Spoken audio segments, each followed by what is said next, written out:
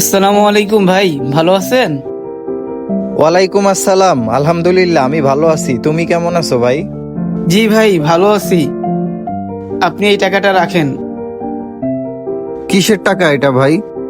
ভাই, আমি যখন আপনার দোকানে সেলসম্যানের চাকরি করতাম, আপনার আড়ালে আমি কিছু টাকা সরাইতাম।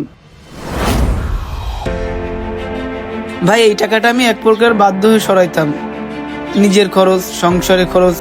আর আপনি আমাকে যে টাকা বেতন দিতেন, এই টাকা ঠিক মতন আমার সংসার চলতো না।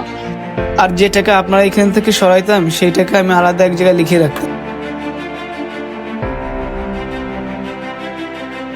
ভাই, আল্লাহর রহমতে আমার অবস্থান এখন অনেক ভালো, সংসারে কোনো অভাব অনটন নাই। তাই এই টাকাগুলো নিয়ে আসছি। টাকাগুলো আপনি রাখেন আর আপনি আমাকে মাফ করে দিয়েন। আপনি যদি মাফ না করেন, আল্লাহ আমাকে মাফ করবে না। আল্লাহ তাআলা বলছেন, যে বান্দার হক মেরে খাই, সেই বান্দা যদি তাকে মাফ না করে, আল্লাহ কোনোদিন তাকে মাফ করবে না।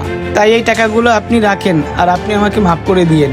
আপনি যদি আমাকে মাফ না করেন, তাহলে আমার আর মাফ পাওয়ার কোনো সুযোগ নেই। ভাই, এই টাকাগুলো নিয়ে আপনি আমারে মাফ করে দেন। আরে ভাই, কি করতেছো? তুমি যে টাকাটা দিতে আসছো আর তোমার ভুল বুঝতে পারছো, এতেই আমি খুশি। আর ভাই, তোমার এই টাকাটা আমারে আর ফেরত দিতে হবে না।